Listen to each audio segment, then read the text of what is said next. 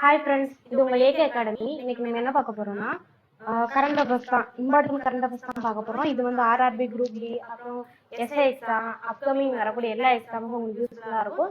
So just பார்த்துட்டு போங்க.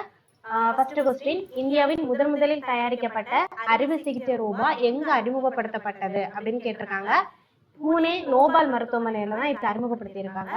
அப்புறம் இந்தியாவின் முதல் பணக்கார முதல்வர் யாருன்னா சந்திரபாபு நாயுடு. மூணாவது கொஸ்டின், இந்தியாவின் முதல் கடலோர மற்றும் வேடர் பறவைகள் கணக்கெடுப்பு எந்த மாநிலத்தில் நடைபெற்றதுன்னு கேட்டிருக்காங்க. குஜராத் மாநிலத்தில் தான். விஸ்தார் திட்டத்தை அறிமுகப்படுத்தியது எந்த அமைச்சகம்? ஐஐடி மெட்ராஸ் மற்றும் விவசாய அமைச்சகம் சேர்ந்துதான் விஸ்தார் திட்டத்தை வந்து அறிமுகப்படுத்தி இருக்காங்க. அப்புறம் ஐந்தாவது கொஸ்டின், 31வது தேசிய குழந்தைகள் அறிவியல் மாநாடு எங்கு நடைபெற்றதுன்னு கேட்டிருக்காங்க. மத்திய பிரதேஷ் போபால் தான் நடைபெற்றது. அப்புறம் ஆறாவது கொஸ்டின், பசுமை ஜிடிபி மாதிரியை வந்து ஏற்றுக்கொண்ட முதல் மாநிலம் எதுன்னு கேட்டிருக்காங்க. சத்தீஸ்கர்.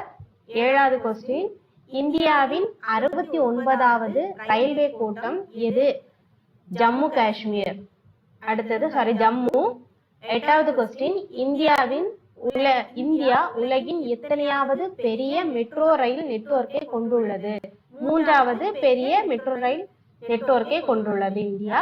அப்புறம் 9வது கொஸ்டின், 76வது குடியரசு தினம் 2025 சிறப்பு விருந்தினராக பங்கேற்றவர் யார்? இந்தோனேஷிய அதிபர் சுபாண்டோ தான். அப்புறம் 10வது கொஸ்டின், இந்தியாவின் முதல் கேபிள் ரயில் பாலம் எங்கு உள்ளதுன்னா ஜம்மு காஷ்மீர், அஞ்சுகாட் பாலம். அந்த பாலத்தோட பெயர் வந்து அஞ்சுகாட் பாலம். அடுத்த 11வது கொஸ்டின், இந்தியாவில் தேசிய மஞ்சள் வாரியத்தின் தலைமையகம் எங்கு உள்ளதுன்னு கேட்டிருக்காங்க. தெலுங்கானா, நிஜாமாபாத். அடுத்த 12வது கொஸ்டின், அசாமின் 2வது தலைநகரமாக மாறும் இடம் எதுன்னு கேட்டிருக்காங்க. திப்ருகர். ஆல்ரெடி இருக்க தலைநகரம் எதுனா திஸ்பூர். அப்புறம் 13வது கொஸ்டின், குடியரசு தின அணிவகுப்பு 2025 எந்த மாநிலம் சிறந்த அலங்கார ஊர்தி விருதை வென்றது? உத்தரப்பிரதேசம் தான் சிறந்த அலங்கார ஊர்தி விருதை வென்றது. இந்தியாவின் முதல் வெளிநாட்டு மக்கள் மருந்தகம் எங்கு திறக்கப்பட்டிருக்குதுன்னு கேட்டிருக்காங்க. மொரிசியஸ். அப்புறம் 15வது கொஸ்டின், உலகின் மிகப்பெரிய நீர்வாழ் கப்பலின் பெயர் எது? அதை அறிமுகப்படுத்தியவர் யார்? கப்பலோட பெயர் வந்து சிச்சுவான். அதை அறிமுகப்படுத்தியவர் வந்து சீனா.